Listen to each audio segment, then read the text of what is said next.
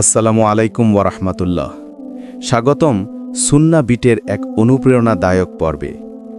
আজ আমরা এমন এক যুদ্ধের গল্পে প্রবেশ করব, যে যুদ্ধের অস্ত্র কোনো তরবারি নয়, যার ময়দান কোনো প্রান্তর নয়, বরং সেই যুদ্ধ চলে আমাদের ভেতরে, আমাদের হৃদয়ের গভীরে। এই যুদ্ধের নাম নফসের সাথে যুদ্ধ। জীবনের সবচেয়ে বড় যুদ্ধ কোনো বাইরের শত্রুর সঙ্গে নয়, বরং আমাদের নিজের নফসের সঙ্গে।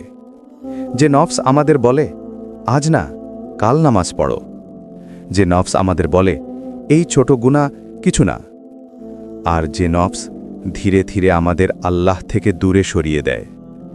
আজ আমরা সেই নফসের বিরুদ্ধে যুদ্ধ শুরু করব, কারণ এই যুদ্ধ শেষ নয়, বরং এটাই নতুন জীবনের সূচনা। নফস মানে কি? নফস এই শব্দটা অনেকেই শুনেছেন, কিন্তু সবাই বুঝে না। নফস মানে আমাদের ভেতরের প্রবৃত্তি, সেই অদৃশ্য টান, যে টান আমাদের বলে, যা ইচ্ছা করো, জীবন একটাই। কিন্তু ইসলামে নফসের 3 ধাপ বর্ণিত হয়েছে। নফসুল আম্মারা, যা মন্দের দিকে টানে; নফসুল লাওয়ামা, যা মাঝে মাঝে অনুতপ্ত হয়; নফসুল মুতমাইন্না, যা প্রশান্ত, আল্লাহর সন্তুষ্টিতে শান্ত। প্রথম ধাপ হল যুদ্ধের সূচনা, শেষ ধাপ হল বিজয়, আর মাঝের ধাপটা হল পরিবর্তনের লড়াই। নফস কেন এত ভয়ঙ্কর শত্রু? কারণ এটি চোখে দেখা যায় না, তবু এটি আমাদের প্রতিদিনের সিদ্ধান্তের ভেতরে ঢুকে যায়। যখন আপনি নামাজের সময়ও মোবাইল স্ক্রল করেন, নফস তখন বলে, আরেকটু দেখি, পরে পড়ব। যখন আপনি কাউকে খারাপ বলেন, নফস তখন বলে, ও ডিজার্ভ করে। আর যখন আপনি ভুল কাজ করেন, নফস বলে, আল্লাহ তো ক্ষমাশীল। এইভাবে ধীরে ধীরে মানুষ নিজেরই বন্দী হয়ে যায়। নফসের ফাঁদ মিষ্টি বিষের মতো। নফসের প্রলোভন প্রথমে আনন্দ দেয়, যেমন হারাম পথে উপার্জন, হারাম সম্পর্ক, সময় নষ্টে বিনোদন, কিন্তু শেষে ফেলে দেয় অনুতপ্ত এক শূন্যতায়। কুরআনে আল্লাহ বলেন, নিশ্চয় নফস মানুষকে মন্দের দিকেই টানে। সূরা ইউসুফ আয়াত 53। এই আয়াত আমাদের শেখায়, নফস কখনো আপনাকে শান্তি দেবে না, যতক্ষণ পর্যন্ত আপনি একে নিয়ন্ত্রণে না আনবেন। রাসূলুল্লাহ সাল্লাল্লাহু আলাইহি ওয়াসাল্লামের শিক্ষা। রাসূলুল্লাহ সাল্লাল্লাহু আলাইহি ওয়াসাল্লাম একবার যুদ্ধ থেকে ফিরে সাহাবীদের বললেন, আমরা ছোট জিহাদ থেকে ফিরে এলাম, এখন শুরু হচ্ছে বড় জিহাদ, নফসের বিরুদ্ধে। এই কথার অর্থ স্পষ্ট, নফসের সঙ্গে যুদ্ধই আসল জিহাদ, কারণ এই লড়াই প্রতিদিন, প্রতিক্ষণ, একাকিত্বেও চলতে থাকে। যুদ্ধ শুরু হয় ছোট্ট একটি সিদ্ধান্তে। প্রতিদিন সকালে যদি আপনি মনে মনে বলেন, আজ আমি আল্লাহর জন্য চেষ্টা করব, এটাই আপনার যুদ্ধের প্রথম পদক্ষেপ। আপনি হয়তো এখনো পাপ মুক্ত নন, কিন্তু আপনি পাপ থেকে মুক্ত হতে চাচ্ছেন, এটাই আল্লাহর কাছে সবচেয়ে প্রিয় অবস্থান। রাসূলুল্লাহ সাল্লাল্লাহু আলাইহি ওয়াসাল্লাম বলেছেন, যে ব্যক্তি তাওবা করে, সে এমন যেন কখনো গুনাহই করেনি। ইবনে মাজাহ। অর্থাৎ শুরু করতে দেরি নেই, যতবারই পড়ে যান, উঠে দাঁড়ান, কারণ আল্লাহ আপনার প্রতিটি ফিরে আসা ভালোবাসেন। আল্লাহ ভালোবাসেন সেই মানুষকে যে যুদ্ধ ছাড়ে না। তাওবা মানে পরিপূর্ণ মানুষ হওয়া নয়, বরং আল্লাহর কাছে ফিরে আসার চেষ্টায় থাকা। আপনি হয়তো একদিন সফল হবেন না, কিন্তু একদিন আপনি কেঁদে নামাজে দাঁড়াবেন এবং আল্লাহর করুণায় নিজের হৃদয় হালকা হয়ে যাবে। আল্লাহ বলেন, হে আমার বান্দারা, যারা নিজেদের প্রতি জুলুম করেছ, তোমরা আল্লাহর রহমত থেকে নিরাশ হও না। সূরা জুমার আয়াত 53। এই আয়াত প্রত্যেক হতাশাত্মার জন্য ঔষধ। যদি আজ আপনি মনে করেন, আমি তো অনেক দূরে চলে গেছি আল্লাহর কাছ থেকে, তাহলে জেনে রাখুন, আল্লাহর কাছে ফিরে আসার দরজাটা এখনো খোলা। নফসকে দমন করার সহজ উপায়গুলো।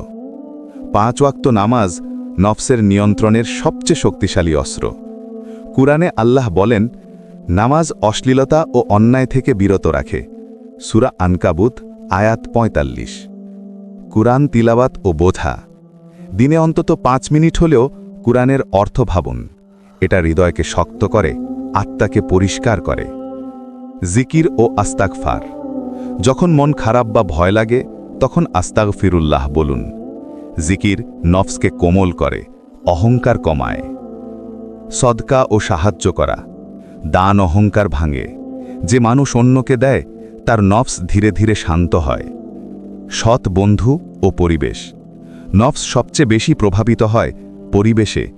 তাই এমন বন্ধু রাখুন যারা আপনাকে আল্লাহর পথে টানে। একটি গল্প, পরিবর্তনের শুরু। একজন তরুণ ছিল, নামাজে অনিয়মিত, পাপে অভ্যস্ত। একদিন এক মসজিদের দরজায় থেমে গেল। ভিতরে আজানের ধ্বনি হচ্ছিল। তার মনে এক অদ্ভুত টান লাগল। সে বলল, আল্লাহ, আমি ক্লান্ত, আমি ফিরে আসতে চাই। সেই দিন থেকে সে সিদ্ধান্ত নেয় শুধু ফজরের নামাজ পড়বে নিয়মিত। এভাবে ধীরে ধীরে তার জীবন বদলে যায়। এখন সে প্রতিদিন সকালে নামাজ শেষে কান্নায় ভেঙে পড়ে বলে, আলহামদুলিল্লাহ, আমি হারিয়েছিলাম, আল্লাহ আমাকে ফিরিয়ে এনেছেন। নফসের সঙ্গে যুদ্ধ মানে ব্যর্থতা নয়, এটি মানে আপনি এখনও চেষ্টা করছেন। প্রতিদিন নিজেকে বলুন, আজ আমি এক ধাপ ভালো হব, আজ আমি আল্লাহর পথে একটু এগোব। একদিন আপনি টের পাবেন আপনার ভিতরের আলো আগের মতো নয়, বরং অনেক উজ্জ্বল, অনেক শান্ত। প্রতিটি বদল শুরু হয় নিয়ত থেকে। প্রতিদিন সকালে আল্লাহর কাছে এই ছোট্ট নিয়তটি করুন, ইন্নামা অনাক্তুলিল্লাহ, আজ আমি আল্লাহর সন্তুষ্টির জন্য চেষ্টা করব। নিয়াত স্পষ্ট হলে নফসের অজুহাত কমে যায়। এটা কেবল কথা নয়, এটা ভেতর থেকে নিজেকে নার্ভ করে দেয়।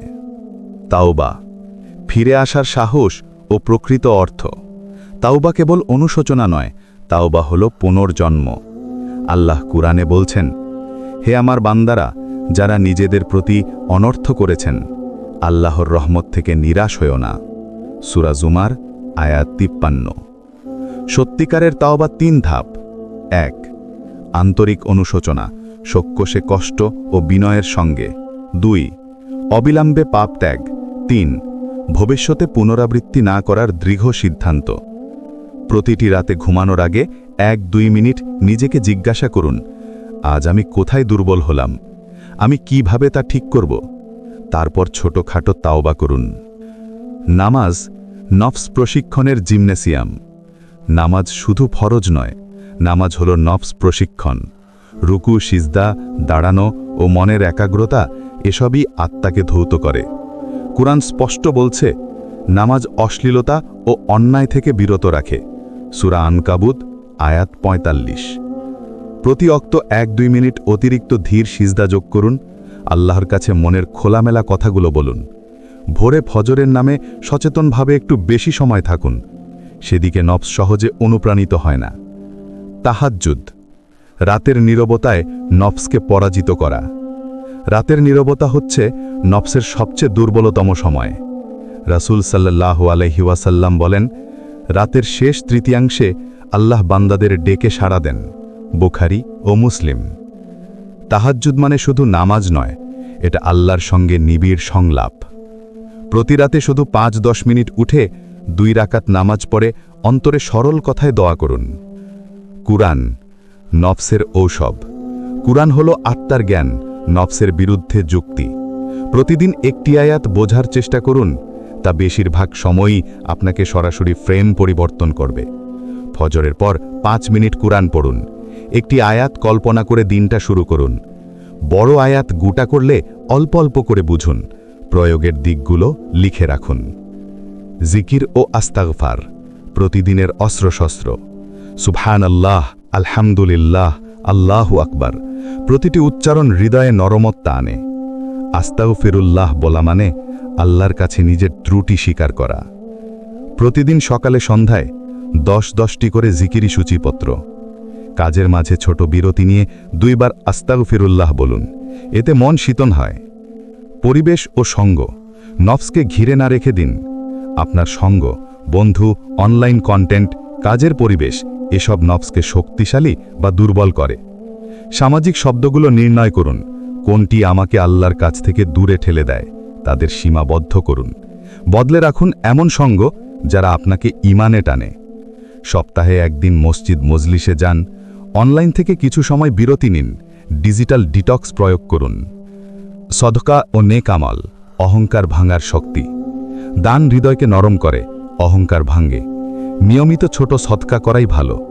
প্রত্যাহিক জীবনে একজনের জন্য সহযোগিতা তা লুকিয়ে দয়া বাড়ায় এবং নফসকে দমন করে।